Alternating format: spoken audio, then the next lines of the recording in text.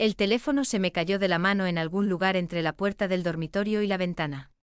Recuerdo el sonido de la pantalla al agrietarse contra el suelo de madera porque el sonido viaja de manera diferente cuando estás en shock. Hace eco de maneras que se sienten significativas. Como si tu cerebro estuviera tratando de aferrarse a cualquier detalle que tenga sentido. 3 meses de desempleo.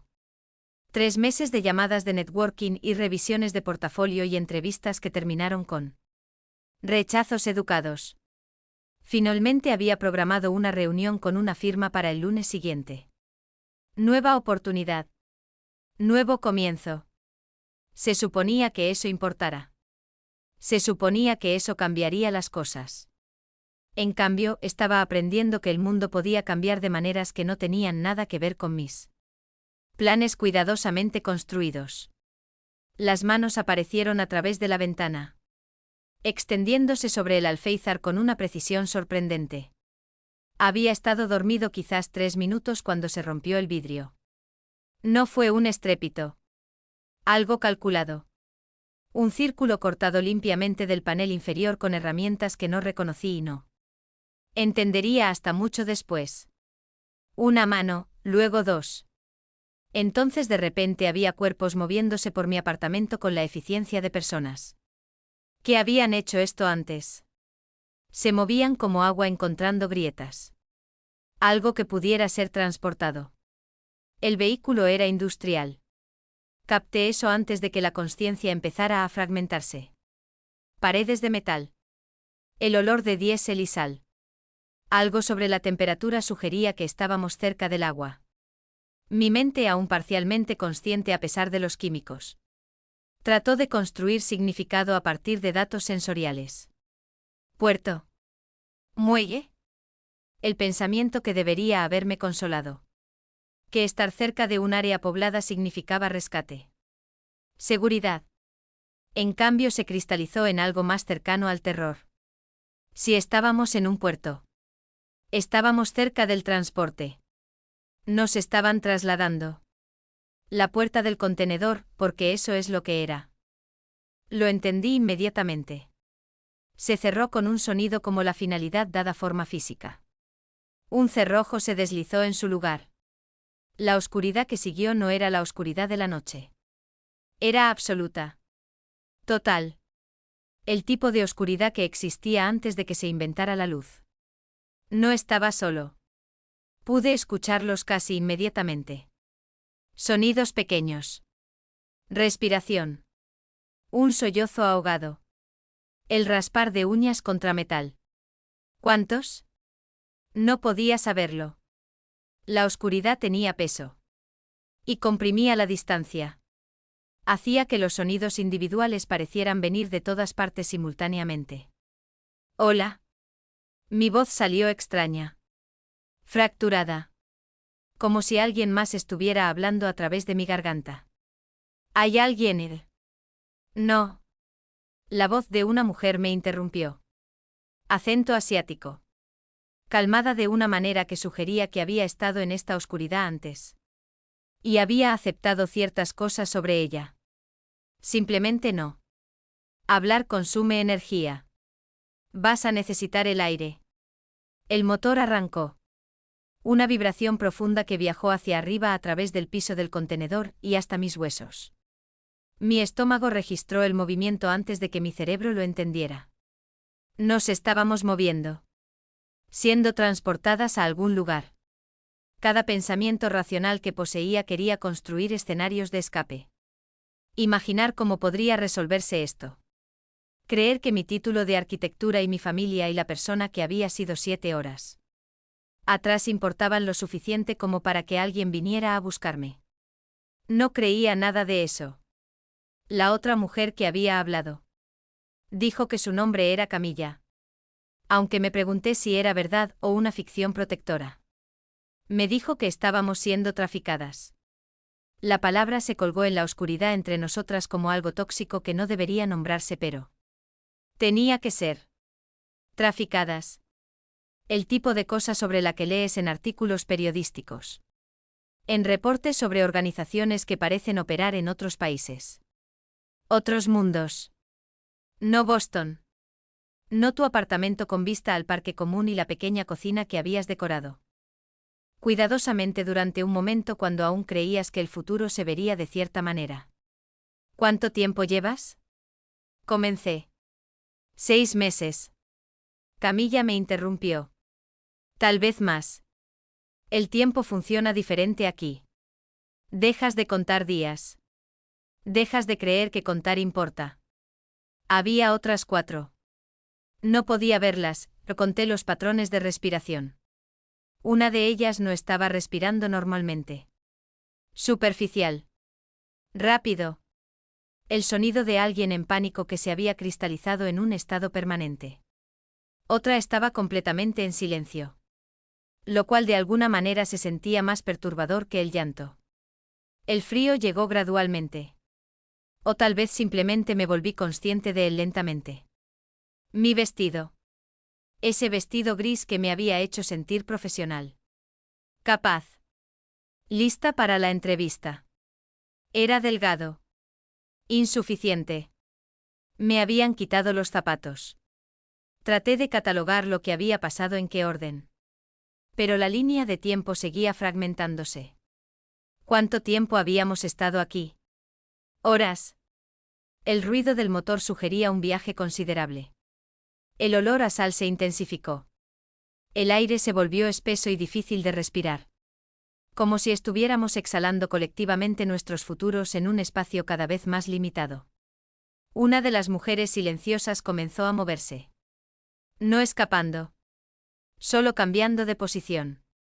Presionando contra las paredes del contenedor como si pudiera encontrar una flexibilidad. ¿Alguna debilidad en la construcción? No había ninguna. Este contenedor había sido construido para contener carga. Ahora éramos carga. Nos están llevando a los muelles. Dijo Camilla. Estaba sentada cerca de mí. Lo suficientemente cerca como para poder olerla. Miedo, sí. Pero también resignación. Al menos eso fue lo que me pasó a mí. Nos recogen, nos transportan por barco. Luego nos transfieren para distribución. ¿Distribución hacia dónde? A cualquier lugar que pague. Las palabras no se procesaron completamente. O se procesaron, pero mi mente rechazó las implicaciones completas. Había leído sobre trata de personas. Había visto documentales. Había sentido la respuesta emocional apropiada ante las tragedias de otras personas. Pero no había creído. De ninguna manera fundamental. Que me pudiera pasar a mí. Que eso de lo que tus padres te advierten. Que se siente abstracto y distante cuando eres una profesional empleada de 26 años. Pudiera convertirse en tu realidad actual en cuestión de minutos. Estaba aprendiendo lo contrario. Las horas se acumularon. O lo que se sintió como horas. El contenedor se movía ocasionalmente. Operaciones de carga, explicó Camilla con su voz monótona. Agregaron más personas. Les hicimos espacio porque no teníamos opción. El aire se volvió cada vez más difícil. Alguien lloraba constantemente ahora.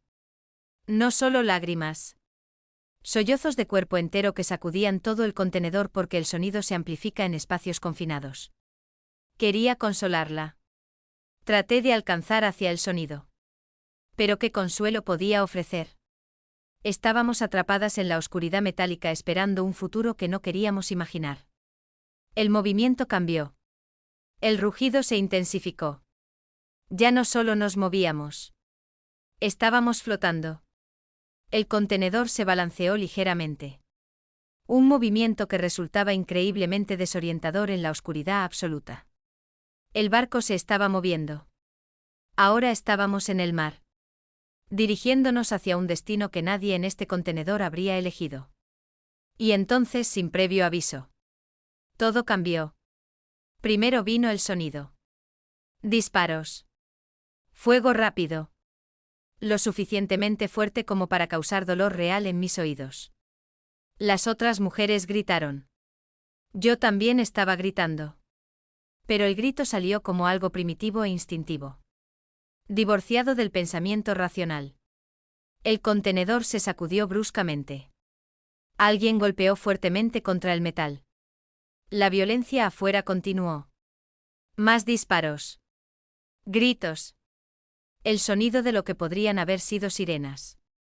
Pensé que nos estábamos muriendo. Esa parecía la conclusión más racional dada la información disponible. Estábamos atrapadas. Algo violento estaba ocurriendo más allá de las paredes del contenedor.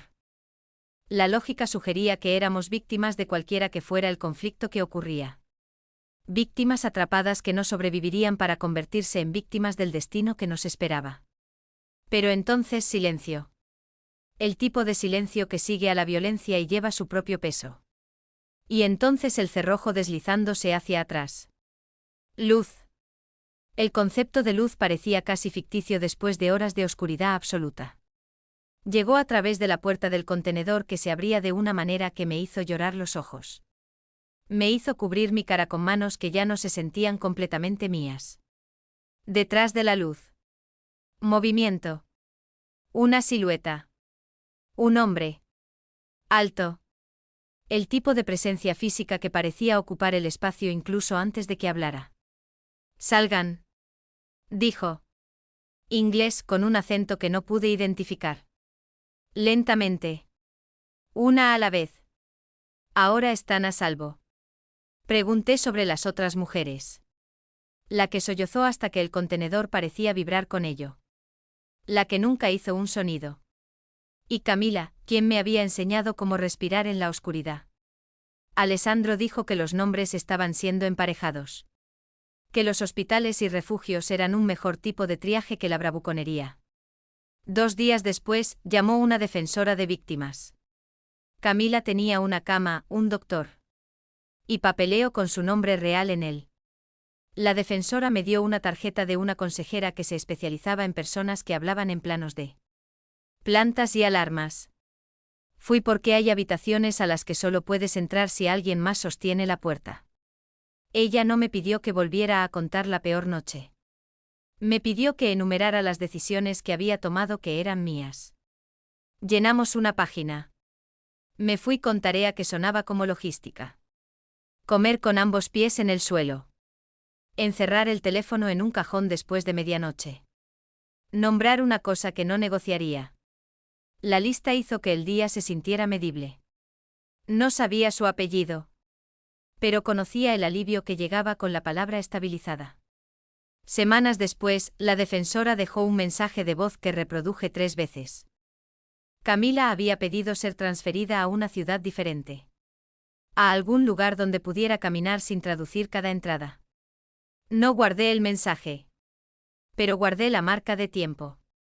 Pequeños hechos que puedes cargar sin cortarte. Y fue la primera prueba de que la oscuridad que habíamos compartido podía terminar en habitaciones diferentes. Con luces diferentes. La ironía de esas palabras. Estás a salvo, tomaría semanas procesarlas completamente. Pero en ese momento parado en tierra firme por primera vez desde que el paño empapado en químicos había caído sobre mi cara. Me aferré a esas palabras como si fueran la única cosa verdadera que quedaba en un mundo que se había revelado ser fundamentalmente diferente de lo que había creído. El hombre se agachó para ayudarme a ponerme de pie. Su mano estaba tibia. Sus ojos eran café oscuro. Imposibles de leer. Detrás de él, agentes federales estaban asegurando el muelle. Cubriendo cuerpos con lonas. Protegiendo la escena de violencia que aparentemente había sido mi salvación. ¿Cómo te llamas? Preguntó. Olivia, dije. La palabra se sintió extraña. Como si perteneciera a otra persona. Alguien que había tenido un futuro planeado. Un apartamento, una entrevista programada para el lunes. Soy Alessandro, dijo. Alessandro llegó con una chaqueta que lo hacía parecer una decisión que alguien más ya había tomado. Se quedó en el umbral como hacen las personas cuando saben que han ocupado demasiado espacio. Antes. Le dije mis reglas. Sin sorpresas, sin planes de medianoche anunciados a las 11:59. ¿Y si tenía que elegir entre imperio y oxígeno? Elegiría oxígeno. Dijo que no era así como funcionaban los imperios. Dije que entonces no era mi problema arreglarlo. Se rió una vez. El tipo bueno, el tipo que admite que la habitación acababa de cambiar. Y asintió. Nos dimos la mano como si fuera negocio. ¿Por qué lo era? ¿Vienes conmigo? No era una pregunta. Pero claro, ya no estaba realmente en posición de hacer preguntas. Lo seguí hacia lo que viniera después. Entendiendo solo que todo lo que había sido ahora estaba detrás de mí. Sellado en ese contenedor de metal como un pasado que nunca podría recuperarse completamente. El viaje en carro tomó aproximadamente 40 minutos. Sé esto porque la parte de mi mente que no estaba en disociación completa siguió contando. 40 minutos significaba distancia. Distancia significaba que no podían traerme de vuelta inmediatamente. Distancia significaba algo. O nada.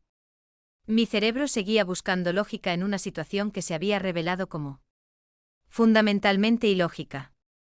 Alessandro se sentó frente a mí en el asiento trasero de un SUV negro. No habló durante el viaje. Tampoco lo hicieron los dos hombres que lo flanqueaban. Observé la ciudad de Boston desdibujarse tras las ventanas tintadas. Tratando de construir significado de lo que estaba viendo. Nos dirigíamos hacia el oeste. Lejos del agua. El Penthouse. Había dicho. Su Penthouse. ¿Por qué los detuviste? Pregunté en algún momento durante ese viaje de 40 minutos. Mi voz sonaba extraña. Vacía. Porque estaban operando en mi territorio. Alessandro dijo simplemente. Cartel ruso. No tenían permiso. Permiso. Como si esto fuera una cuestión de supervisión burocrática. En lugar de seres humanos siendo transportados como carga. Quería sentir ira ante esa respuesta. En su lugar, sentí algo más parecido al entumecimiento. La entumecimiento era mejor. La entumecimiento significaba que no tenía que procesar las implicaciones completas de ser salvada por alguien cuya preocupación principal era la violación territorial en lugar del tráfico humano. ¿Qué pasa ahora? Pregunté. No respondió inmediatamente. Cuando lo hizo, su voz llevaba esa misma calma que había escuchado en los muelles. Ahora descansas. Ahora te recuperas. Ahora entiendes que estás a salvo. El ático ocupaba el último piso de un edificio en Back Bay. Ventanas del piso al techo. Muebles modernos dispuestos con precisión geométrica. Arte en las paredes que probablemente tenía nombres de artistas e historiales de exposiciones adjuntos. Era hermoso de la manera en que los espacios caros son hermosos. Cuidadosamente seleccionado, vacío de comodidad genuina. Diseñado para comunicar riqueza en lugar de proporcionar santuario. Necesitarás atención médica. Dijo Alessandro tan pronto como llegamos. No era una pregunta. Ya estaba en su teléfono. Ya arreglando las cosas. Un doctor llegó en 1 hora. Le envié un mensaje de texto a mi madre con una foto del horizonte porque las palabras se sentían como una sala de tribunal para la que no estaba. Lista para entrar. Llamó en segundos. No le conté sobre el contenedor. Le dije que estaba a salvo. Que le explicaría el resto cuando tuviera un lenguaje que no supiera a metal. Me creyó de la manera en que solo las madres lo hacen. A crédito. Con interés. Una mujer de unos 60 años que no hizo preguntas. Solo me examinó con eficiencia profesional. Revisó si había señales de lesión. Extrajo sangre. Me pidió que siguiera su dedo con los ojos. Escuchó mi corazón. La sustancia química a la que había estado expuesto ya se había metabolizado. Sin daño permanente. Afortunado. Afortunado. Esa palabra parecía obscena en contexto. La doctora dejó medicamentos e instrucciones. Hidratación. Descanso. Las respuestas al trauma eran normales. Los medicamentos ayudarían con el sueño. Si me encontraba incapaz de lograrlo naturalmente. No le dije que dormir parecía imposible. Que cerrar los ojos significaba regresar al contenedor. Significaba experimentar la oscuridad una y otra vez. Alessandro me mostró una habitación. Cuarto de huéspedes, lo llamó. Aunque el tamaño sugería que podría acomodar un apartamento completo. Ropa limpia ya estaba dispuesta sobre la cama. No era mi ropa. Ropa que me quedaba perfectamente a pesar del hecho de que nadie había tomado mis medidas. Telas suaves. Tonos tierra. Un suéter color crema. Pantalones marrones cálidos.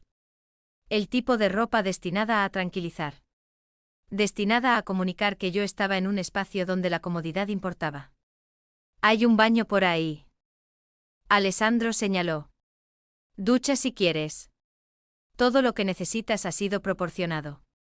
Me duché por 45 minutos. La presión del agua era increíble. El agua caliente interminable. Me quedé bajo el chorro y traté de lavarme el olor del contenedor. El residuo de la exposición química. La sensación de que algo fundamental en mí había sido dañado irreparablemente. El agua salía transparente. Mi piel emergió limpia. Pero la sensación persistía. El ático tenía guardias. Entendí esto gradualmente durante las primeras horas. Hombres posicionados en la entrada. Hombres en el pasillo fuera de mi habitación. Hombres visibles a través de las ventanas parados en el perímetro del edificio. No me estaban tratando como a un huésped. Me estaban tratando como algo que requería seguridad. Algo precioso. O algo peligroso. No podía decidir cuál. Alessandro me visitó esa tarde. Trajo comida. Sopa. Pan. Cosas simples. Puso la bandeja sobre el escritorio y me observó con esos ojos marrón oscuro que eran imposibles de leer. Come, dijo. Tu cuerpo necesita combustible. ¿Por qué estoy aquí? Pregunté. La pregunta que había estado evitando desde que dejamos los muelles. Porque necesitas protección. Dijo. ¿De qué? ¿De quién? De la gente que te puso en ese contenedor. De gente que podría tratar de hacerlo otra vez. De la incertidumbre de tu posición. Hizo una pausa. De ti misma, quizás. El impulso de tomar decisiones desde un lugar de trauma en lugar de claridad. No te conozco, dije. Parecía importante establecer este hecho. Importante establecer que la gratitud que sentía por no estar atrapada en la oscuridad ya no borraba la realidad fundamental de nuestra relación. Era un extraño que resultó estar en un muelle en un momento específico. No, Alessandro estuvo de acuerdo. No me conoces. Pero sabía que necesitabas protección inmediata. Y que los sistemas diseñados para brindar esa protección se moverían lentamente y crearían rastros de papeleo que otras personas podrían seguir. Así que en lugar de eso, estás aquí. Estás a salvo. Estás segura. Tienes tiempo para recuperarte antes de decidir qué viene después. ¿Soy tu prisionera? Pregunté directamente. La pregunta pareció divertirle ligeramente. ¿Te sientes como una prisionera? No sé cómo me siento. Entonces establezcamos esto. No eres una prisionera. Eres libre de irte cuando elijas. Los guardias que has notado están para evitar que la gente entre. No para evitar que salgas. Los medicamentos que el doctor dejó son opcionales. La comida es opcional. Todo es opcional excepto una cosa. ¿Qué es eso? El entendimiento de que irte sería peligroso. Que permanecer bajo mi protección. A pesar de sus complicaciones. Es más seguro que intentar navegar el mundo exterior en este momento particular. Se fue después de eso. La puerta de mi habitación se cerró con un clic suave. Me senté en el borde de la cama y traté de decidir si lo que había dicho constituía una amenaza o una declaración de hechos. La distinción parecía importante y cada vez más imposible de determinar. Esa primera noche no dormí. Mapeé salidas en las sombras del techo de la manera que solía mapear galerías. Salidas, líneas de visión, puntos de estrangulamiento. Porque el cuerpo recuerda lo que cuesta la seguridad. Lo intenté. Los medicamentos que el médico había dejado hacían el sueño posible en teoría. Pero mi cerebro siguió repasando escenarios. El contenedor. La oscuridad. Los disparos.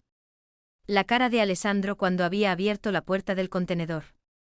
La expresión en sus ojos que contenía algo que no podía nombrar del todo. Protección y posesión existiendo en el mismo momento. Salvación que venía con obligaciones que no entendía completamente. Por la mañana, el agotamiento había creado una extraña claridad. Entendí que estaba atrapada. Pero no de la manera en que había estado atrapada en el contenedor. Esta trampa era más sofisticada. Más suave. Más fácil de convencerme de que tal vez no era una trampa en absoluto. El penthouse era cómodo. La comida era buena. Los guardias eran corteses.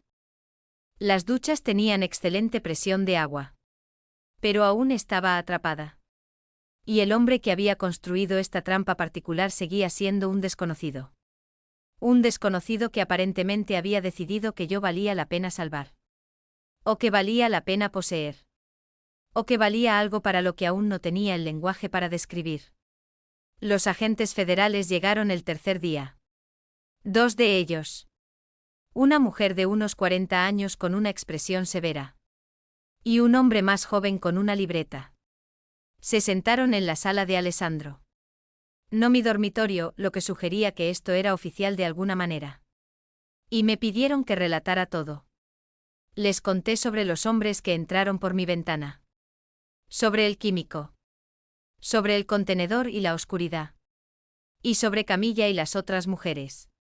Sobre los disparos que habían fracturado la noche y el momento en que la puerta se abrió para revelar a Alessandro de pie en silueta contra la iluminación oscura. Lo que no les dije fue que estaba comenzando a entender la arquitectura de lo que había sucedido. La forma en que Alessandro seguía insertándose en la conversación. No amenazante. Solo presente. Solo dejando claro a través de su proximidad que cualquier protección que el sistema federal pudiera ofrecer, él podía ofrecer más. Diferente. Más rápida. Vamos a necesitar que testifiques. Dijo la agente mujer. Su nombre era Morrison. Tenía ojos bondadosos que no coincidían con la aspereza de su boca. Estamos construyendo un caso contra la operación rusa. La red de tráfico. Tu testimonio sería valioso. Por supuesto, dije.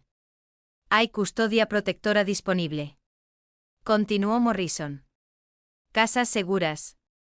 El sistema puede asegurar tu seguridad mientras avanzamos con el proceso judicial. Alessandro se movió ligeramente.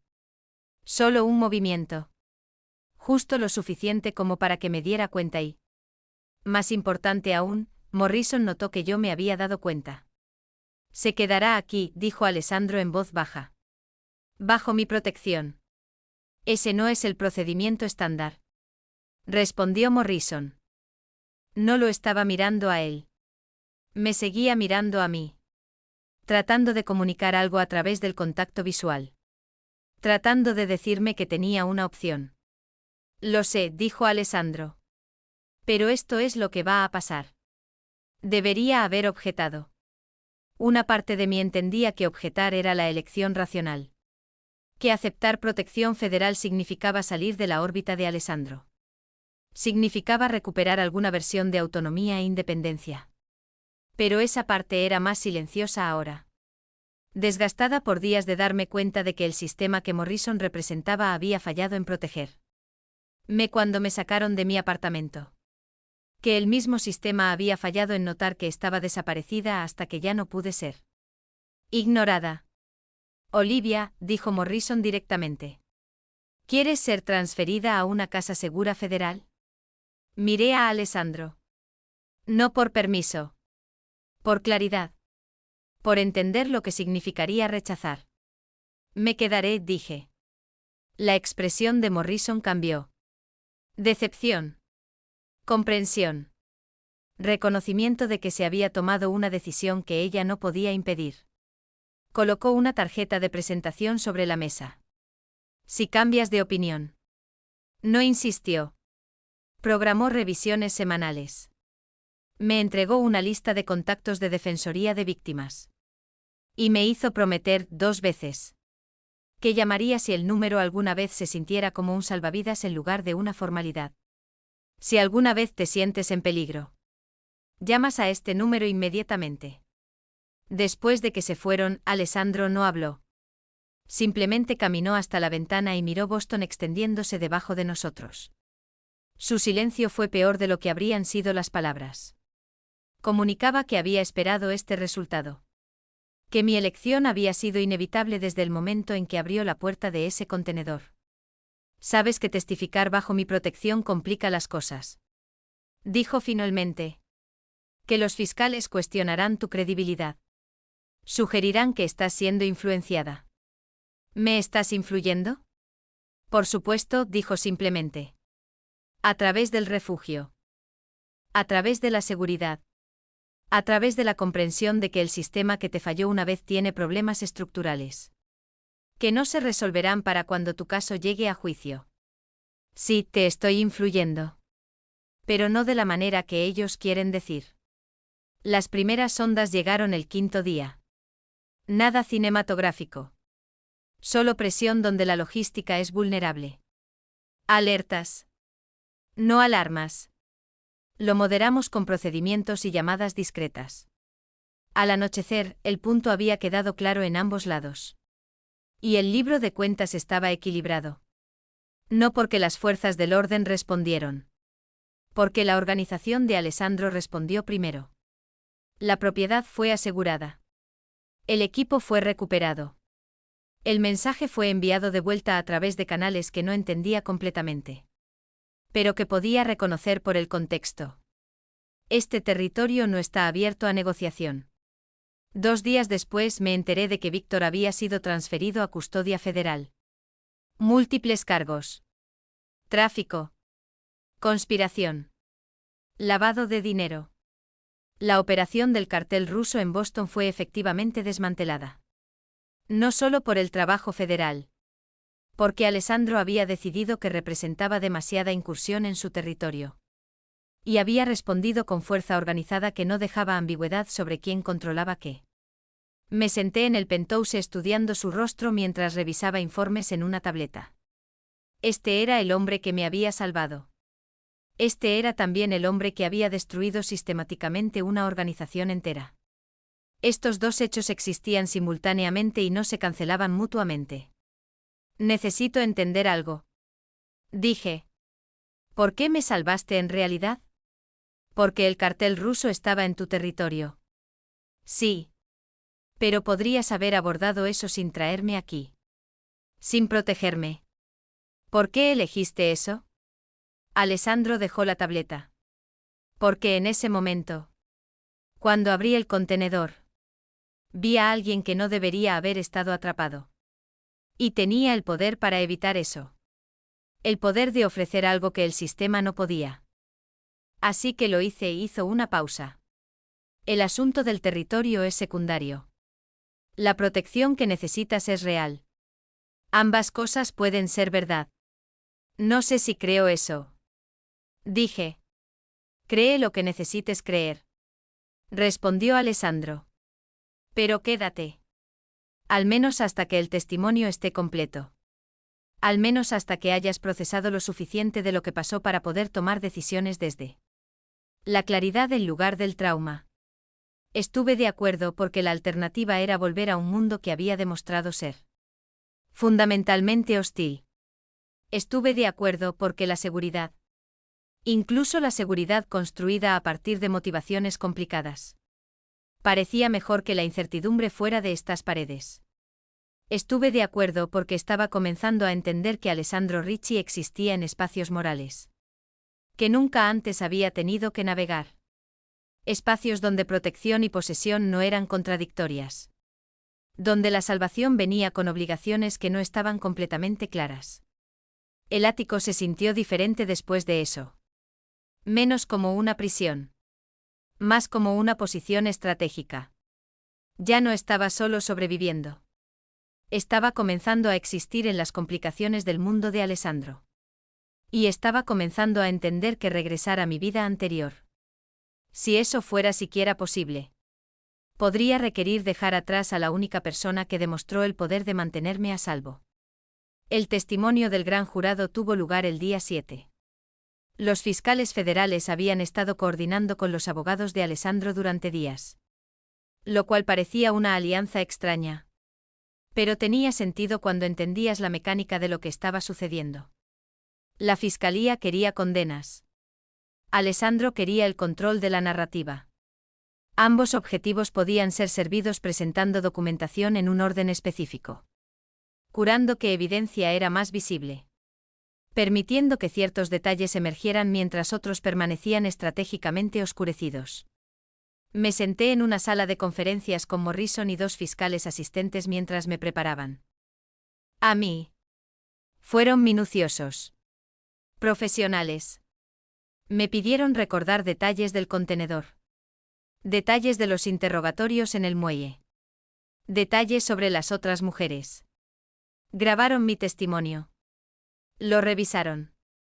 Hicieron sugerencias sobre cómo presentar información con máxima claridad y mínima ambigüedad. Lo que no preguntaron fue sobre Alessandro. Lo que él había hecho. Cómo había sabido intervenir en el momento exacto. Como una operación que el gobierno federal aparentemente no estaba conduciendo había resultado de alguna manera en que el activo principal del cartel ruso fuera asegurado. El gran jurado en sí fue anticlimático. 12 ciudadanos escuchando mi relato del trauma. Escuchando a los fiscales presentar documentación de que Víktor Sokolov había orquestado una operación de tráfico humano que abarcaba 3 continentes. Escuchando evidencia de lavado de dinero. Evidencia de conspiración. Evidencia de coordinación con otras organizaciones criminales. Al final del día, se había emitido una acusación formal. Víktor Sokolov estaba bajo custodia federal, enfrentando cargos que conllevaban sentencias mínimas obligatorias. La operación del cartel ruso en Boston estaba siendo desmantelada en expedientes públicos. Mientras las calles se ajustaban en privado. La documentación se hizo pública. La fiscalía celebró una conferencia de prensa. Y yo me volví visible. No por elección. Por diseño. Alessandro había tomado decisiones estratégicas sobre dónde debía aparecer. ¿Qué eventos debía asistir? Había arreglado para que me fotografiaran en una función benéfica 3 días después de mí. Testimonio. Yo en un vestido borgoña. No azul marino. No el color que había esperado que me llegara a definir. De pie junto a él en una función beneficiando a sobrevivientes de trata. La fotografía salió en las noticias de la noche. El pie de foto me describía como sobreviviente. Como alguien que había escapado de la red de trata rusa. Como alguien ahora bajo la protección del prominente empresario de Boston Alessandro Ricci. ¿Por qué me están usando? Le pregunté directamente después de ver la fotografía en las noticias. Estábamos en el penthouse. Él estaba revisando documentos en la mesa del comedor. Los puso a un lado con la precisión que caracterizaba todos sus movimientos. No te están usando. Dijo. Te están protegiendo. Hay una diferencia. Esa fotografía está siendo usada. Yo estoy en ella. Sí, estuvo de acuerdo. Eso es intencional. Mientras más visible seas, menos viable eres como objetivo. Hacerte daño ahora crearía un incidente público. Atraería atención que ningún activo ruso restante quiere. La visibilidad es protección. O la visibilidad es marca personal. Dije. Te estás posicionando como alguien que rescata víctimas. Alguien que protege. Construye un tipo particular de reputación. No lo negó. Simplemente me miró con esa expresión que estaba aprendiendo a leer. No exactamente satisfacción. Más bien reconocimiento de que empezaba a entender la arquitectura de su mundo. Ambas cosas son ciertas. Dijo finalmente. Estás genuinamente protegida por tu visibilidad. Y sí, mi reputación se beneficia de estar asociada con esa protección. El mundo no opera con motivaciones puras. Olivia. Opera con incentivos que se intersectan. Entender eso es el comienzo de la sabiduría. Durante los siguientes días, surgió información sobre Víctor. Estaba bajo custodia federal en un centro de detención en Massachusetts. Se enfrentaba a juicio por 7 cargos relacionados con trata de personas, lavado de dinero y conspiración. Su fianza había sido establecida imposiblemente alta. No la iba a conseguir. La red del cartel ruso en Boston colapsó casi inmediatamente después de su arresto. Operativos de nivel inferior fueron arrestados. Los activos fueron confiscados. La operación que me había sacado de mi apartamento oficialmente había terminado. Las autoridades federales declararon una victoria. Las noticias lo reportaron como tal. Pero algo sobre ello se sentía incompleto. No pude articular exactamente qué al principio. La lógica era clara. Víctor fue capturado. El cartel fue desmantelado. Yo estaba segura. Pero durante las siguientes semanas, comencé a notar cosas. Llamadas que Alessandro recibía de personas que nunca vi. Reuniones realizadas en voces susurrantes en habitaciones a las que no me invitaban. Hombres llegando y partiendo con precisión urgente. La sensación de que mientras la operación del cartel ruso había terminado efectivamente, otras operaciones se estaban acelerando. ¿Estás consolidando poder?, le pregunté una noche. Estaba trabajando tarde revisando documentos financieros. Levantó la vista de su laptop. El vacío dejado por su colapso necesitaba ser llenado. Dijo. Mejor por mí que por alguien más. Mejor organizado. Mejor contenido. Te estás expandiendo porque ellos se fueron. Sí, eso realmente no se trata de protegerme. Dije. Eso se trata de oportunidad. No, Alessandro corrigió. Protegerte es una cosa. Expandir mi organización es otra. No son contradictorias. Son simultáneas. Puedo hacer ambas. Estoy haciendo ambas. Me di cuenta alrededor del día 18 de que me había mudado a una especie de jaula. No el contenedor. Ni siquiera el penthouse con sus puertas cerradas con llave y guardias apostados. Esta jaula estaba construida de visibilidad y complejidad y el entendimiento de que irme sería mucho más complicado que quedarme. Las fotografías de caridad continuaron. Eventos en los que me posicionaron junto a Alessandro. Composiciones cuidadosas que sugerían una narrativa de rescate. Sugerían que este era un hombre que salvaba gente. Un hombre con poder que lo usaba benévolamente. Un hombre al que se le debía lealtad y gratitud y silencio. Me estaba convirtiendo en su prueba de carácter. Su inversión en la narrativa de ser más de lo que realmente era. Y lo peor era que la narrativa no era completamente falsa. Él me había salvado. Él me había protegido. Había usado inteligencia y fuerza para desmantelar una organización que estaba destruyendo vidas. También me había usado para construir su reputación. Usado mi trauma para crear posicionamiento público. Usado mi visibilidad para comunicar mensajes sobre su poder y su protección a todos los que operaban dentro de su esfera de influencia. Cuando traté de articularle esto, él no se defendió. Simplemente me miró con esa expresión de reconocimiento. Estás empezando a entender cómo funciona realmente el mundo. Dijo. La mayoría de la gente nunca lo hace. La mayoría de la gente prefiere su historia simple. Bueno y malo. Rescate y victimización. Blanco y negro. Estás aprendiendo que todo es gris. Que la supervivencia requiere aceptar la complejidad. Que la protección cuesta algo. Generalmente agencia. Generalmente el derecho a estar completamente segura sobre tu propio posicionamiento. Víctor apareció en el tribunal 2 semanas después de mi testimonio ante el gran jurado. Se requería que estuviera allí. Para proporcionar testimonio en persona. Para mirar al hombre que había orquestado mi trata y comunicar a través de esa mirada el impacto de sus decisiones. Fue devastador de una manera que no había anticipado. No porque me sintiera vindicada.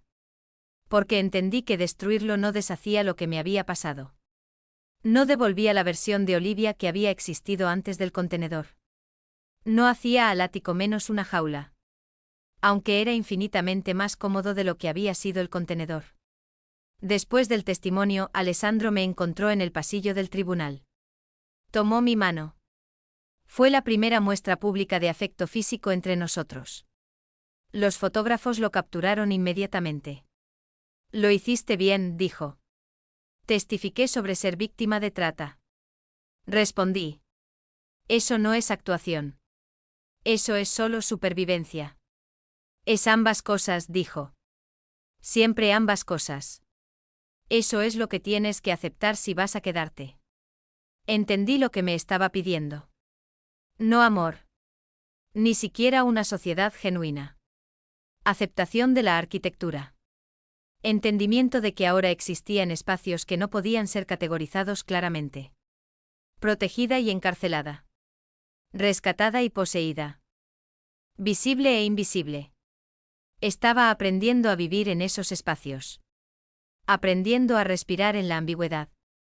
Aprendiendo que la alternativa a la protección complicada de Alessandro era regresar a un mundo que había demostrado ser mucho más hostil de lo que cualquier ático podría ser jamás. Las llamadas telefónicas comenzaron alrededor de las 3 de la. Había dejado de dormir de manera predecible en algún momento. Alrededor del día 9 de estar en el ático. Mi cuerpo había desarrollado un ritmo interno que no guardaba relación con el tiempo del reloj. Me despertaba a horas extrañas. Me sentaba en la ventana. Observaba a Boston dormir abajo. Trataba de convencerme de que la vida que había vivido antes del contenedor aún existía. En algún lugar de la geografía de la ciudad. Las llamadas eran diferentes. Urgentes. Alessandro las tomó en secuencia en su oficina. Yo estaba de pie en la cocina bebiendo agua que no sabía a nada. Tratando de no escuchar pero incapaz de evitar oír fragmentos a través de la puerta abierta. 3 ubicaciones. Simultáneas. Presión económica. Daño a la propiedad. El cartel ruso no había terminado. Estaban presionando de vuelta. Van tras los almacenes. Dijo Alessandro cuando salió de su oficina. Ya estaba vestido. Ya se movía con ese tipo particular de precisión que significaba que las decisiones ya habían sido tomadas. Y el restaurante en Seaport. Y la empresa de gestión de construcción en Cambridge. ¿Por qué? Pregunté. Aunque lo entendía. Represalia. Respuesta a la captura de Víctor. Demostración de que su encarcelamiento no significaba que su red había dejado de funcionar. Porque pueden, dijo Alessandro simplemente. Porque necesitan comunicar que la captura de Víctor no los eliminó completamente. Porque eliminé su operación principal. Y necesitan reclamar alguna versión de dignidad a través de la disrupción económica. Hizo llamadas telefónicas. No muchas. Solo las suficientes. En 30 minutos, los hombres comenzaron a llegar al ático. No en oleadas dramáticas. En pequeños grupos por diferentes entradas. Llegaron con la eficiencia de personas que habían sido entrenadas para emergencias. Recibieron informes de Alessandro. Mapas en pantallas. Direcciones. Parámetros de daño estimados. Luego se desplegaron. Observé desde la sala de estar mientras el ático se transformaba en una sala de guerra. No literalmente. No había armas visibles. Solo hombres con teléfonos y tabletas coordinando con otros hombres en ubicaciones identificadas. La precisión era casi hermosa. Casi clínico. Alessandro se sentó en la mesa del comedor con café que se enfrió mientras orquestaba. El almacén 1 está seguro. Alguien informó a través del auricular de Alessandro. Sitio de construcción fortificado. Confirmó otra voz. Personal del restaurante evacuado. Una tercera comunicación retransmitió. En 2 horas, el daño a la propiedad había sido contenido. El equipo había sido salvado o reubicado. El impacto económico que el cartel ruso había intentado infligir fue significativamente reducido. El mensaje era claro. Este territorio pertenecía a Alessandro. Sus operaciones estaban protegidas. Sus protocolos de seguridad eran lo suficientemente sofisticados para prevenir el tipo de daño que requería. Aviso previo y ataques coordinados. Al amanecer, la respuesta ya estaba siendo organizada. No a través de la policía. A través de canales que no entendía completamente pero podía reconocer. La información estaba siendo enviada de vuelta a través de intermediarios. El dinero estaba siendo movido. La presión estaba siendo aplicada en direcciones que harían que las represalias continuadas fueran prohibitivamente caras para quien permaneciera en la jerarquía rusa. Lo intentarán de nuevo, dije. Realmente no era una pregunta. Probablemente. Alessandro estuvo de acuerdo. Pero lo harán sabiendo el costo. Calcularán si mantener la reputación vale la pena por la interrupción económica. Usualmente no lo vale. 2 días después, Morrison llamó. Víctor Sokolov había sido transferido a custodia federal. Múltiples cargos. Tráfico. Conspiración. Lavado de dinero. Crimen organizado. Los documentos estaban siendo presentados. El proceso judicial se estaba acelerando. Sería retenido sin fianza. Sus activos estaban siendo congelados. Su red estaba siendo sistemáticamente desmantelada a través de canales legales. La cobertura noticiosa fue extensa. Fotografías de Víctor siendo transportado. Comentarios sobre la efectividad de la coordinación federal con las fuerzas del orden locales. No se mencionó a Alessandro. No se reconoció cómo el momento específico de la captura de Víctor había coincidido con la operación del muelle. No hubo indicación de que la recopilación sistemática de inteligencia había precedido la intervención física. Pero todos los que operaban dentro de la infraestructura criminal de Boston sabrían. Entenderían el mensaje. Reconocerían que alguien con los recursos y sofisticación de Alessandro se había movido contra el cartel ruso y había ganado. Completamente. Definitivamente. Noté los cambios gradualmente durante los días siguientes. Personas diferentes visitando el ático. Conversaciones diferentes conducidas en habitaciones diferentes. Energía diferente moviéndose a través de la organización. La crisis inmediata había pasado. Ahora venía la consolidación. Ahora venía el trabajo de llenar el vacío dejado por el colapso del cartel ruso. Te estás expandiendo, le dije a Alessandro 3 días después de la transferencia de Víctor a custodia federal.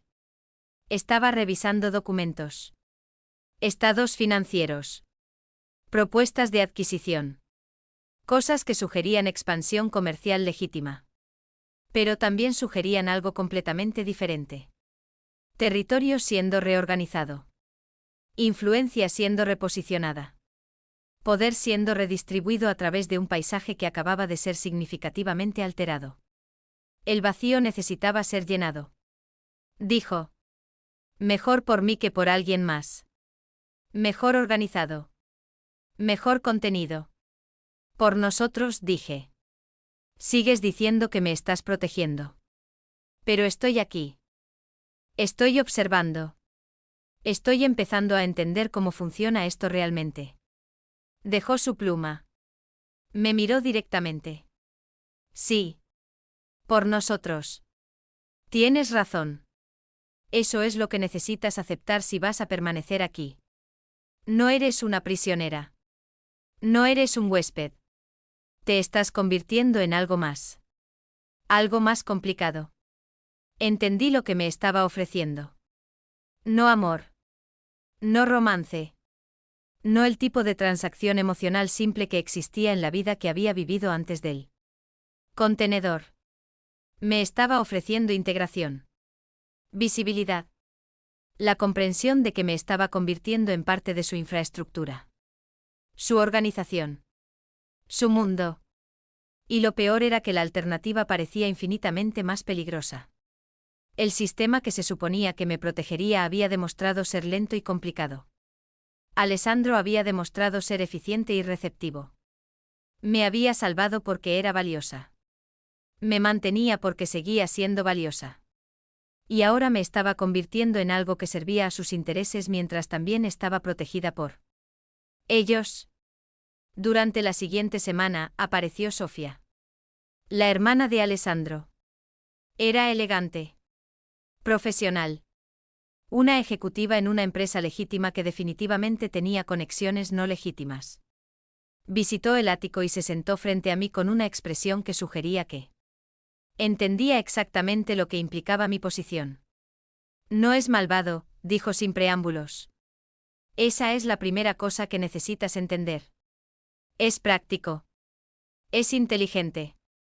Opera dentro de un sistema que requiere ciertos compromisos morales. Pero no se aprovecha de gente inocente. Esa distinción importa. ¿Por qué me dices esto? Le pregunté. ¿Por qué te vas a quedar? Dijo Sofía simplemente. Porque mi hermano ha decidido que vales la pena proteger. Lo que significa que vales la pena integrar. Y porque reconozco esa expresión en tu cara. Es la misma expresión que tuve cuando entendí por primera vez lo que mi familia realmente hace. Y la misma expresión que tuve cuando me di cuenta de que irme era más peligroso que quedarme. Se fue del ático después de menos de una hora. Pero sus palabras permanecieron. Su reconocimiento de mi trayectoria permaneció. La comprensión de que me estaban ofreciendo una elección que parecía libertad.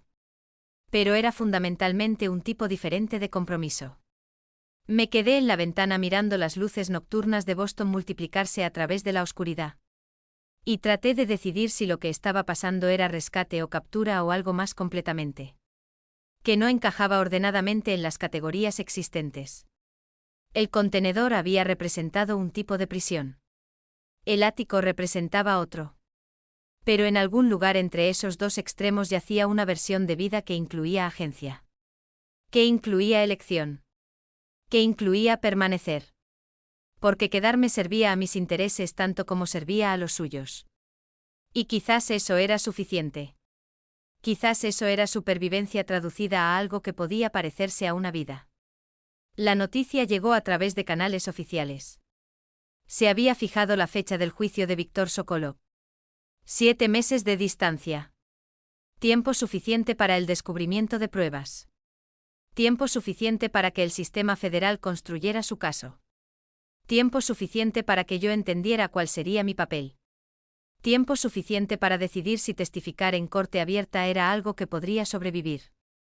Morrison me visitó 2 días después del anuncio de la fecha del juicio. Trajo documentos. Medidas de protección disponibles para testigos. Opciones para testificar vía televisión de circuito cerrado. Opciones de anonimato en ciertas circunstancias. Opciones que sugerían que el gobierno federal reconocía que mi visibilidad se había convertido en una responsabilidad en lugar de un activo. Has causado daño significativo a la red de tráfico. Dijo Morrison, acomodándose en una de las sillas de diseñador de Alessandro con la facilidad de alguien acostumbrado a estar en espacios costosos. Tu testimonio ante el gran jurado fue instrumental para asegurar la acusación formal. Tu cooperación continua será valiosa durante el juicio. Entiendo, dije. Lo que necesitas entender, continuó Morrison, que tu proximidad a Alessandro Ricci ha creado complicaciones. El abogado defensor argumentará que estás sesgada. Que su organización tiene incentivos para asegurar que tu testimonio se alinee con sus intereses. Que tu presencia en su casa sugiere influencia indebida. Estoy aquí porque necesito protección. Dije. La declaración era lo suficientemente cierta. Parcialmente cierta. Una fracción de la verdad. Lo sé, respondió Morrison. Pero la percepción importa en la corte. Lo que te estoy ofreciendo es una alternativa. Protección federal. Una casa segura. Testimonio dado desde territorio neutral. Después de que se fue entendí lo que realmente se estaba ofreciendo. No protección alternativa. Un punto de decisión. Un momento donde tenía que elegir entre el sistema que me había fallado y el hombre que me había salvado. El ático se sintió diferente después de esa conversación. Menos como santuario, más como una elección que estaba haciendo activamente. En lugar de una circunstancia que simplemente estaba soportando. 3 días después, agentes federales llegaron a uno de los negocios legítimos de Alessandro. Un restaurante en Seaport. Presentaron una orden judicial. Solicitaron documentación. Condujeron entrevistas. La investigación estaba en curso. La fiscalía era minuciosa. Estaban examinando cada conexión entre Alessandro y las operaciones del puerto. Cada transacción que pudiera sugerir coordinación. Cada comunicación que pudiera indicar conocimiento previo. No encontraron nada que lo implicara directamente. Porque no había nada. Porque Alessandro había sido lo suficientemente cuidadoso para asegurar que la respuesta de su organización al cártel ruso operara a través de canales que no tocaran sus negocios legítimos. Porque entendía que la proximidad a la actividad criminal requería separación estructural. Pero estaban buscando. Estaban haciendo preguntas. Estaban tratando de construir una narrativa que lo posicionara como algo diferente de lo que parecía ser en la cobertura mediática. Un empresario que había salvado víctimas de trata. No encontrarán nada, me dijo Alessandro esa noche. Estábamos parados en la ventana observando el horizonte de Boston hacer la transición del día a la noche. Porque he pasado décadas entendiendo cómo funcionan las investigaciones. Cómo se preserva la evidencia. Cómo el testimonio se conecta con la documentación.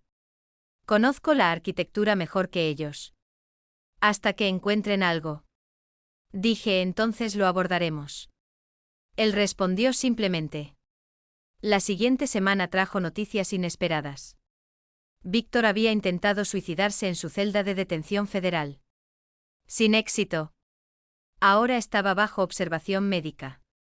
La cobertura noticiosa fue dramática.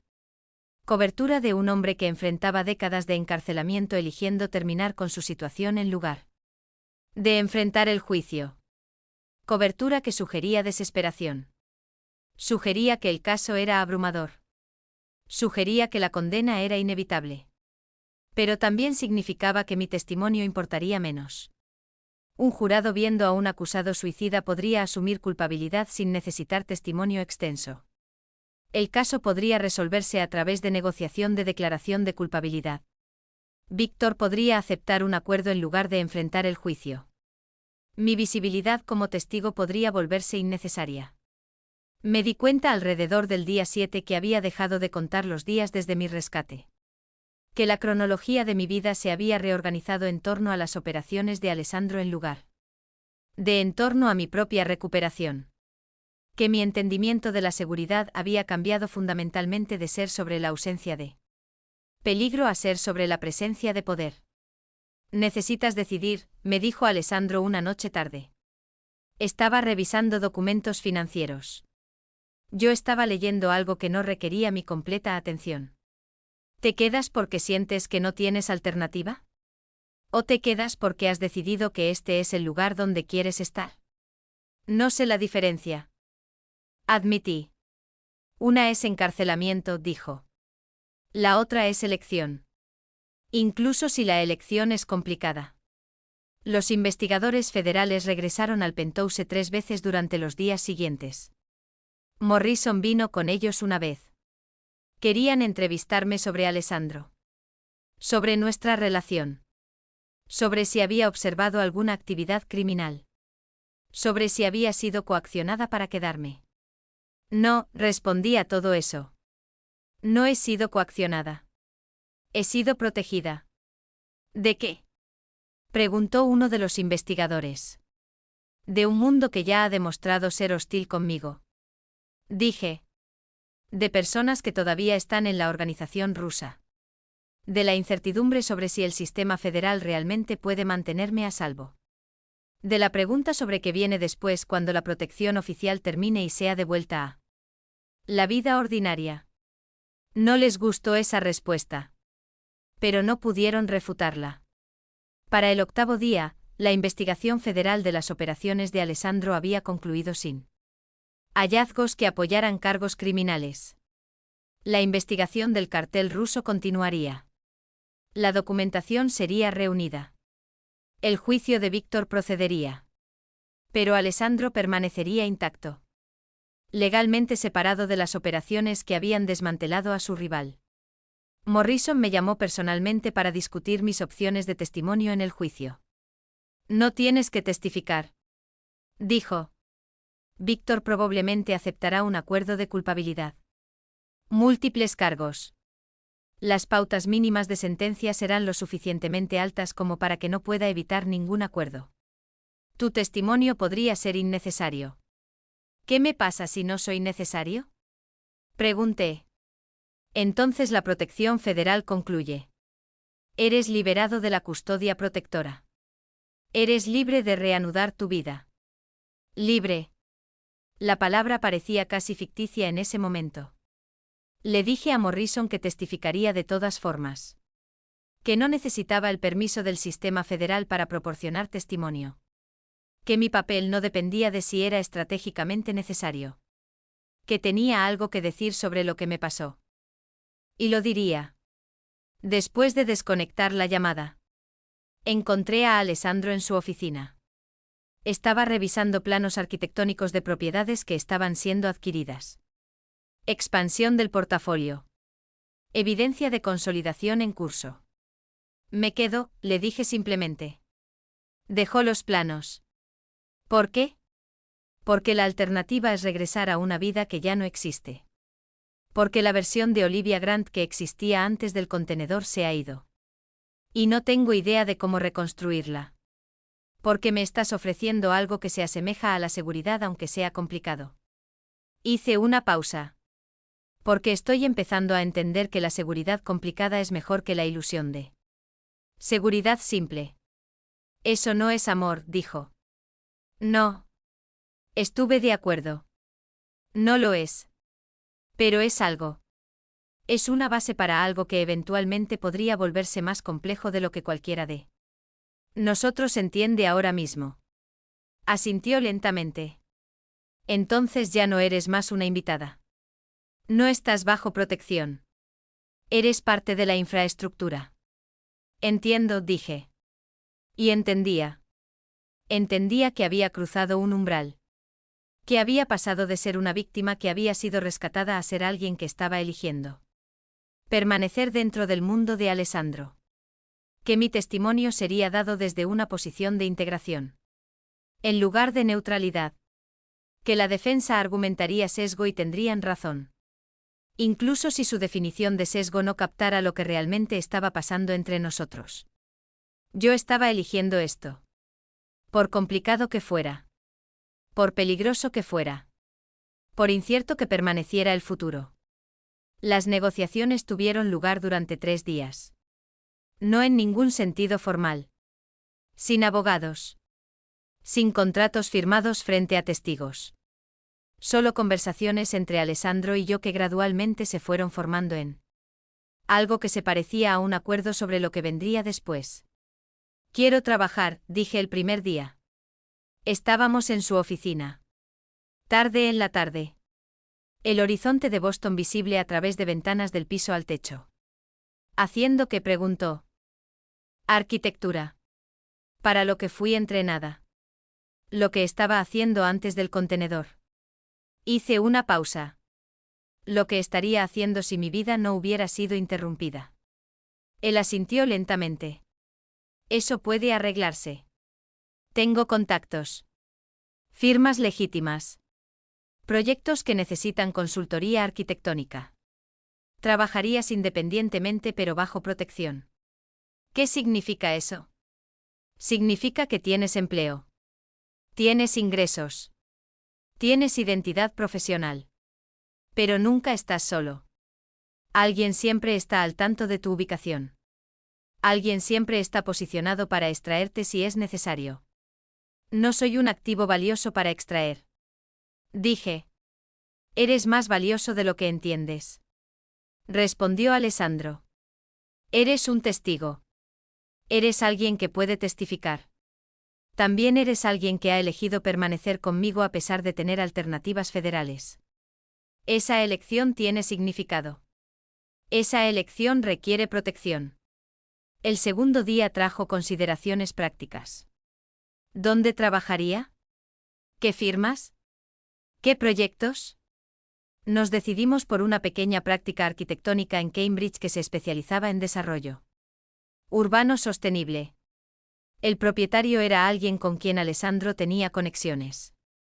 Alguien que entendía el acuerdo. Alguien que podía proporcionar empleo legítimo mientras aseguraba que mi seguridad permaneciera primordial. ¿Cuánto tiempo trabajo ahí? Pregunté. Tanto tiempo como quieras, dijo Alessandro. Hasta que decidas que necesitas algo diferente. Hasta que las circunstancias cambien. Hasta que decidas irte. ¿Puedo irme? Sí, dijo simplemente. Siempre puedes irte. Pero te pediría que entiendas las consecuencias de irte. Que entiendas lo que significa irte en términos de tu propia seguridad. Que te vayas con pleno conocimiento de aquello a lo que estarías regresando. El tercer día se trató de logística. Horarios. Compensación. Transporte. La arquitectura mundana de la existencia. Trabajaría 3 días a la semana. El salario era generoso. Más de lo que había ganado antes del contenedor. Más de lo estrictamente necesario para sobrevivir. El dinero adicional representaba algo que Alessandro no dijo explícitamente. Pero comunicó a través de la cantidad misma. Inversión. Compromiso. Entendimiento de que estaba construyendo algo más allá de la mera supervivencia. Sofía visitó en la noche del tercer día. Trajo vino. 2 copas. Nos sentamos en la sala de estar viendo la transición vespertina de Boston hacia la noche. Él se preocupa por ti, dijo sin preámbulos. No sé si eso es exacto. Respondí. No importa si es exacto. Dijo Sofía. Lo que importa es que ha demostrado compromiso.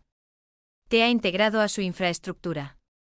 Ha gestionado empleo legítimo. Te ha dado autonomía dentro de restricciones. Eso es lo más cercano a importarle que alguien en su posición puede llegar. ¿Y si quiero más? Pregunté. ¿Y si esto no es suficiente? Entonces querrás algo que él no puede dar. Dijo Sofía, porque su mundo no tiene espacio para fantasías románticas. Tiene espacio para asociación estratégica. Para beneficio mutuo. Para entender que ambas personas en el arreglo están obteniendo algo que necesitan de él. ¿Qué estoy obteniendo yo? Pregunté. Seguridad, dijo Sofía inmediatamente. Protección. Protección de personas que te harían daño. Empleo. Identidad. Propósito. Todo eso viene con obligaciones. Todo eso viene con visibilidad. Todo eso viene con ser parte de algo más grande que tú misma. Pero estás obteniendo esas cosas. Y no las tendrías si hubieras elegido protección federal. Comencé a trabajar en la firma de Cambridge el lunes. El nombre era Harrison Associates. En mi primera mañana en Harrison Associates. No pedí un recorrido. Pedí un plano del edificio. La recepcionista, del tipo de imperturbable que la gente confunde con timidez, me entregó un mapa laminado y una identificación. El edificio era un conjunto de problemas. 2 escaleras, un ascensor de carga. Un vestíbulo que reunía extraños en un solo recipiente de cristal. La gente de Alessandro quería apostarse afuera. Dije que no íbamos a convertir una oficina civil en un escenario. Llegamos a un compromiso. Llegadas escalonadas. Una frase de pánico que pudiera decir en una oración sin romperla. Y una regla que escribí en una nota adhesiva y presioné en mi propia palma. Nadie desenfunda un arma cerca de mí a menos que el mundo ya esté en llamas. Realizamos un simulacro sin llamarlo así. La frase de pánico se deslizó en una conversación sobre café. Y 3 personas hicieron exactamente lo que habíamos ensayado. Cerrar sesión, levantarse, caminar. Sin correr, sin heroísmos. Sin discursos. El edificio se vació en menos de 4 minutos. Alguien se quejó de perder un párrafo por el autoguardado. Dije que un párrafo es más barato que una vida. Nadie discutió. No me contrataron para salvar a nadie. Me contrataron para hacer un museo que enseñara a una ciudad a leerse a sí misma. El archivo parecía un astillero de papel. Estantes metálicos grises, cajas con códigos que significaban algo para la persona que los había escrito. Y casi nadie más. 2 días después, juntamos las mesas y lo llamamos una charrette. Porque los nombres hacen que la gente sea más valiente. Una maestra de Dorchester quería que sus estudiantes vieran la ciudad como un palimpsesto. Un conductor de autobús de East Boston quería una pared de rutas que mostrara dónde la ciudad oprimía a la gente sin preguntar. Una pareja de ancianos trajo una carpeta de permisos de una panadería que se había mudado 3 veces y había sobrevivido a cada una. Pegamos todo a la pared hasta que la habitación parecía el interior de una cabeza complicada. No hizo la ciudad más simple. La hizo legible. Comencé con etiquetas. Luego con rutas. Si quieres que un público se mueva, le das una columna vertebral. Si quieres que un equipo se mueva, le das una salida. Para el almuerzo teníamos ambas. Abrí la boca para gritar. Y algo cayó fuerte sobre mi mandíbula. No era un puño. Algo con textura. Una tela empapada en químicos que me quemó la garganta e hizo que mi visión se creara un túnel hacia un punto de luz que se encogía. El vestido gris que había usado para 3 entrevistas ese día se volvió irrelevante. Mi cabello, en el que había pasado 40 minutos peinándome esa mañana, se convirtió en solo algo de lo que agarrarse. En el camino de regreso del museo, tomamos una ruta de distracción que el conductor de Alessandro llamó aburrida. Aburrirse es una elección, le dije. Cambiamos de carril cuando nadie lo haría y no lo hicimos. Cuando todos lo hicieron. Un sedán que había parecido una coincidencia se convirtió en tendencia y luego en error. En el puente lo dejamos pasar. En el siguiente semáforo, no señalizó. Al día siguiente tomamos el autobús porque los patrones se metabolizan alrededor de los autos. Era el tipo de ruta donde los extraños se vuelven un coro temporal. Las mismas paradas. Los mismos suspiros. La misma coreografía de manos para el acorde. Nadie siguió. El aburrimiento es un logro que tienes que ganarte. La gente te muestra quién es cuando el patrón les pide ser pacientes. Mi apartamento, por el que había luchado tanto para poder pagar incluso durante el desempleo. El que se suponía sería mi santuario mientras el resto de mi vida se reorganizaba. Se convirtió en un lugar donde dejé de ser Olivia Grant, arquitecta de 26 años.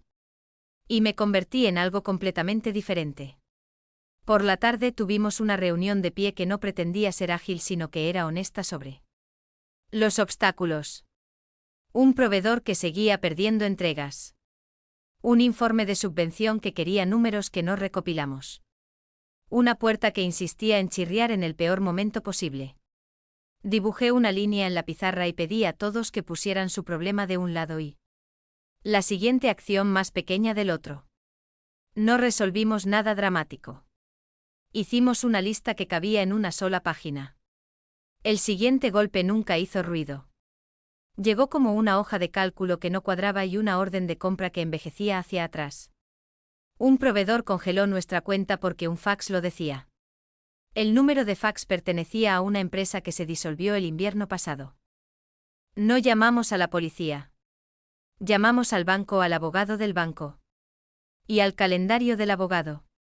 Para la medianoche la congelación era una nota. Para la mañana, la nota era una disculpa. Y para el almuerzo, la disculpa era una cláusula en un nuevo contrato. Menos cinematográfico, más permanente. Práctica pequeña. 5 arquitectos. Trabajo enfocado en desarrollo sostenible. Propiedades de uso mixto. Revitalización urbana. Trabajo importante. Trabajo que se sentía como si importara. Mi oficina era pequeña pero bien diseñada. Luz matutina a través de ventanas orientales. Suficientemente silenciosa para concentrarse.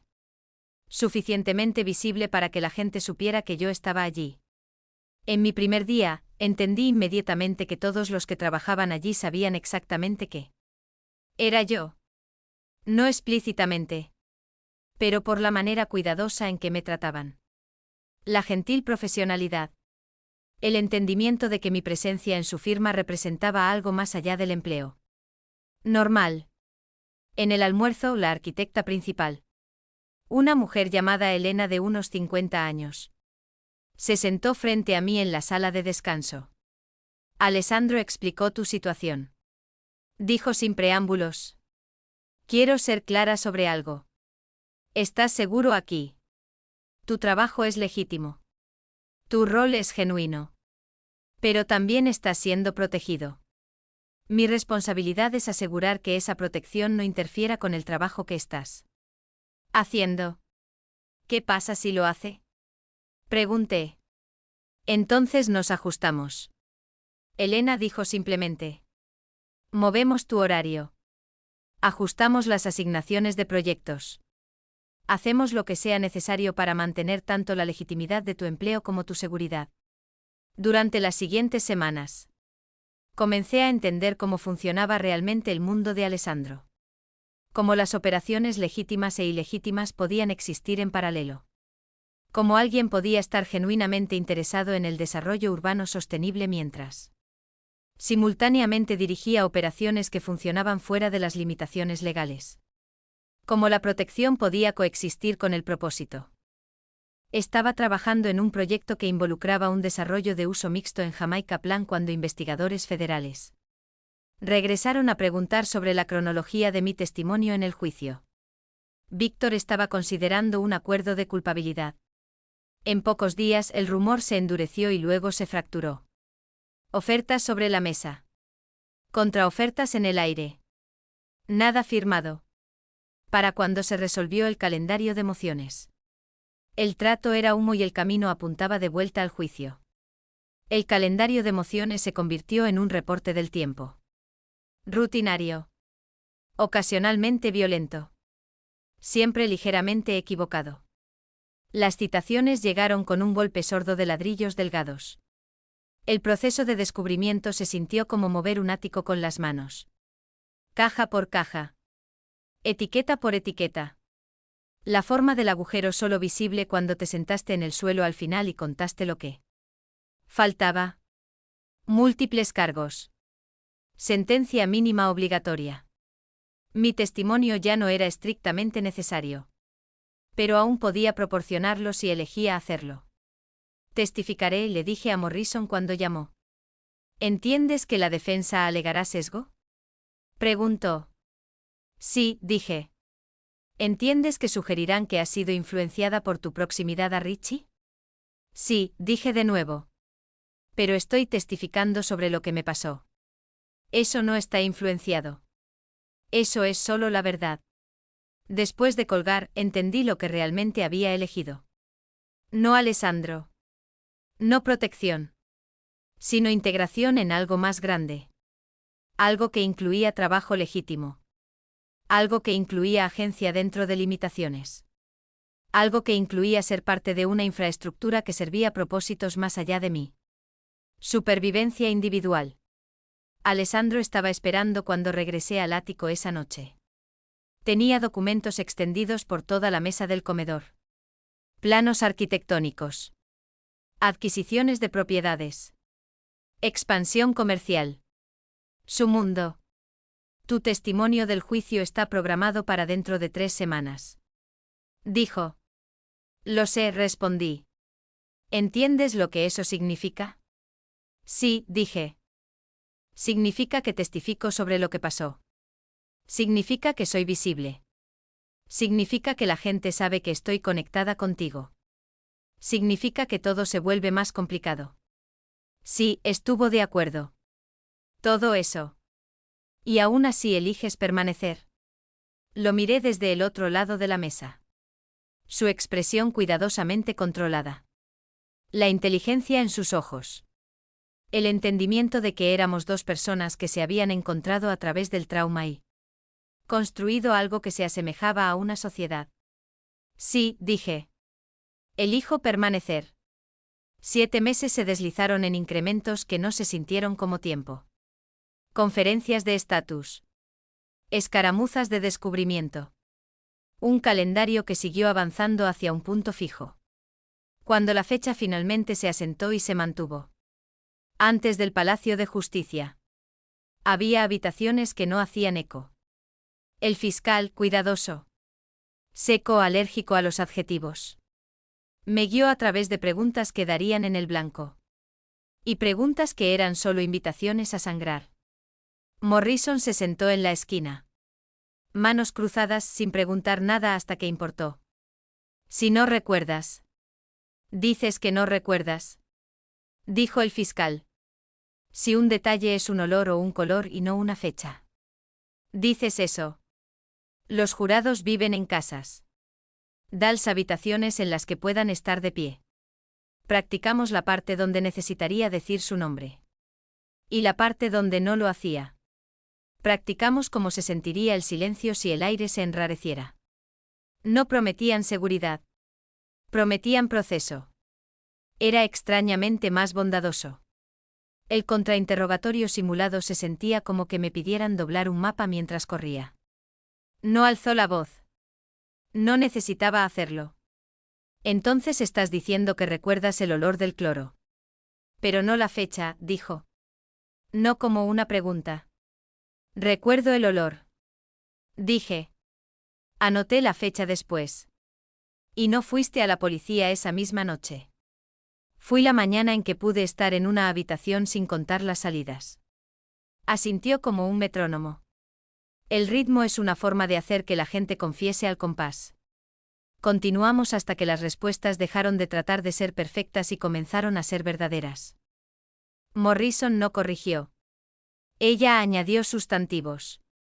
Cadena de custodia. Corroboración. Alcance. Palabras en las que puedes colgar un recuerdo sin hacer que cargue más de lo que debería. El Palacio de Justicia era un tipo diferente de jaula. Vidrio y mármol y la arquitectura formal de la justicia. Me senté en una sala de testigos esperando a que me llamaran. Y la ironía no se me escapó. Había pasado las últimas 6 semanas trabajando en Harrison and Associates en un proyecto de desarrollo sostenible en Jamaica Plan. 6 semanas de empleo legítimo. 6 semanas de aprender a existir en espacios profesionales. 6 semanas de construir algo que se parecía a un futuro. Y ahora estaba de vuelta en el espacio donde el pasado sería formalmente documentado y establecido en el registro legal. Morrison me había preparado. Me preparó otra vez. Técnicamente. Dado que ya había testificado ante el gran jurado. Pero el testimonio del gran jurado era diferente del testimonio del juicio. Esto era público. Esto era Víctor en el tribunal. Esto era la abogada defensora haciendo preguntas diseñadas para socavar mi credibilidad. Esta era toda la maquinaria del proceso legal avanzando hacia cualquier resolución que alcanzara. La abogada defensora era una mujer de unos 60 años. Perspicaz. Profesional. Me pidió que contara sobre el contenedor. Que describiera las condiciones. Que explicara cómo sabía lo que estaba pasando. Y entonces las preguntas se dirigieron hacia Alessandro. Dice que fue llevada de su apartamento por hombres que no conocía. Dijo. Sí, confirmé. Y la siguiente persona que recuerda claramente es un hombre llamado Alessandro Ricci. Que estaba en el muelle cuando su contenedor fue abierto. Sí. ¿Y ha estado viviendo en su casa durante las últimas 6 semanas? Sí. ¿Caracterizaría su relación con el señor Ricci como romántica? La pregunta estaba diseñada para ponerme a la defensiva. En cambio, respondí con precisión. La caracterizaría como complicada. Dije. Él me salvó de un peligro inmediato. Ha proporcionado protección que sentí que necesitaba. Nuestra relación existe en espacios que no encajan perfectamente en categorías existentes. A la abogada defensora no le gustó esa respuesta. Lo intentó de nuevo con una formulación diferente. Ángulos diferentes. Pero mi testimonio se mantuvo consistente. Había sido víctima de tráfico. La organización de Víctor lo había orquestado. El cartel ruso había operado a través de canales específicos. Había visto evidencia específica. Cuando mi testimonio concluyó, entendí que la defensa en realidad no estaba tratando de probar que Víctor era inocente. No quedaba ningún trato que aceptar. Cualquier cosa que se hubiera propuesto se había derrumbado bajo su propia matemática. La defensa estaba tratando de establecer que el caso de la Fiscalía dependía de testigos con credibilidad cuestionable. Que mi proximidad a Alessandro creaba sesgo. Que mi testimonio debía ser evaluado con escepticismo. Funcionó hasta cierto punto. El jurado escuchó las preguntas. Pero la evidencia era abrumadora. La organización de Víctor había operado la red de tráfico. Existía documentación. Existían registros financieros. Existían registros de comunicación. Mi testimonio proporcionó el elemento humano. La historia de lo que el tráfico realmente significaba. El veredicto llegó un jueves por la tarde. Culpable en 7 cargos. Las pautas de sentencia mínima obligatoria significaban que Víctor pasaría al menos 40 años en prisión federal. Probablemente moriría bajo custodia federal. La red de tráfico que había orquestado fue oficialmente desmantelada. Morrison me llamó para decir que la investigación estaba cerrada. El caso federal estaba resuelto.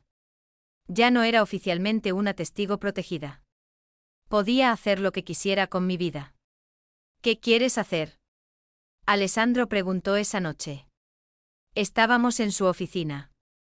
Él estaba revisando documentos. Yo estaba de pie en la ventana viendo las luces de Boston multiplicarse a través de la oscuridad. Quiero seguir trabajando. Dije. En Harrison Associates. Quiero seguir viviendo aquí. Quiero entender en qué se convierte esto. Si dejamos de medirlo contra lo que debería estar pasando y simplemente observamos lo que está realmente pasando, él dejó su pluma. Estás diciendo que quieres quedarte. Estoy diciendo que quiero construir algo. Aclaré. Algo que se extienda más allá de la supervivencia. Algo que incluya trabajo. Algo que incluya asociación. Algo que exista en el espacio entre lo que el sistema federal ofreció y lo que yo podría haber reconstruido por mi cuenta. Sofía visitó 2 días después del veredicto. Trajo vino otra vez. Nos paramos en el balcón del penthouse viendo la ciudad abajo.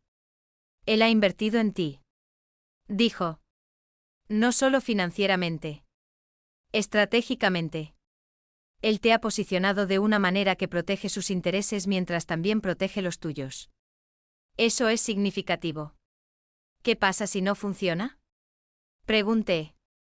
¿Qué pasa si este arreglo se vuelve insostenible? Entonces te vas, dijo Sofía simplemente. Pero te vas con recursos. Te vas con legitimidad. Te vas con un historial profesional que está limpio. Te vas con opciones que no tendrías si hubieras tomado decisiones diferentes. Durante los meses siguientes, mi vida desarrolló forma y estructura. 3 días a la semana en Harrison y asociados trabajando en proyectos que importaban. 3 noches a la semana en el ático de Alessandro. Fines de semana que nos pertenecían a ambos y a ninguno de nosotros simultáneamente. Sofía se convirtió en algo parecido a una amiga. Ella entendía la arquitectura de lo que había elegido. Los compromisos que requería. Los beneficios que proporcionaba. Los investigadores federales vinieron una última vez. Querían cerrar sus archivos de investigación. Preguntaron si había experimentado alguna presión para alterar mi testimonio. Si había recibido compensación más allá de la vivienda y el empleo que Alessandro había proporcionado. Si sentía que había sido coaccionada de alguna manera. No. Respondí a todo eso. Testifiqué honestamente sobre mi experiencia. Permanecí en la casa del señor Ritchie porque sentía que era más seguro que las alternativas disponibles. Para mí. Acepté el empleo porque quería trabajar. Nada de esto representa coacción. Registraron la declaración. Cerraron el expediente. Mi estatus como víctima de trata de personas oficialmente transitó a mi estatus como profesional. Que había sobrevivido al tráfico y reconstruido una vida funcional. El proyecto de desarrollo de uso mixto en Jamaica Plan siguió adelante. Mi trabajo arquitectónico era sólido. Legítimo, visible en portafolios y publicaciones profesionales. Comencé a recibir otras consultas de proyectos de firmas que entendían el valor de trabajar con alguien que había sido públicamente asociada con sobrevivir al tráfico. Mi credibilidad profesional aumentó. Para el mes 9, Alessandro me presentó una oportunidad de propiedad comercial. Un proyecto de renovación de almacén en Seaport. Proyecto legal, documentación limpia. Pero posicionado en una ubicación que casualmente era estratégicamente importante para sus operaciones. Me estaba ofreciendo la oportunidad de desarrollar experiencia legítima en un área que servía tanto a mi crecimiento profesional como a sus intereses organizacionales. Este es el comienzo de una sociedad real, dijo cuando presentó la oportunidad. No protección. No arreglo. Sociedad. Entendí lo que me estaba ofreciendo. No amor en el sentido romántico, sino integración. Sociedad genuina donde los intereses de ambas personas se alineaban. Donde mi crecimiento profesional servía a sus objetivos estratégicos y su protección permitía mi crecimiento profesional. Acepté el proyecto. 13 meses después de ser sacada del contenedor. Existía en un espacio que no podría haber imaginado. Estaba empleada de manera legítima y efectiva. Estaba desarrollando reputación profesional en desarrollo urbano sostenible. Estaba integrada en la infraestructura de Alessandro de maneras que nos servían a ambos. Estaba protegida por la visibilidad en lugar de la invisibilidad. Estaba construyendo algo que se extendía más allá de la mera supervivencia. ¿Era perfecto? No. ¿Contenía complicaciones morales? Absolutamente. ¿Existía en áreas grises legales? Frecuentemente. Pero era mío. Era una vida que estaba construyendo activamente en lugar de una vida que me habían impuesto. Y esa distinción. Estaba aprendiendo importaba más de lo que cualquier fantasía romántica sobre rescate o redención podría importar jamás. El penthouse siguió siendo mi residencia. El trabajo siguió siendo mi propósito. Alessandro siguió siendo una presencia que se estaba volviendo menos sobre protección y más sobre asociación. Sofía siguió siendo la persona que entendía la arquitectura de lo que había elegido. Y en algún lugar bajo las calles de la ciudad, el mundo continuó moviéndose a través de complejidades morales y asociaciones estratégicas y la realidad desordenada de personas tomando decisiones que no encajaban perfectamente en categorías existentes. Estaba sobreviviendo. Estaba prosperando. Estaba construyendo. Y eso tendría que ser transformación.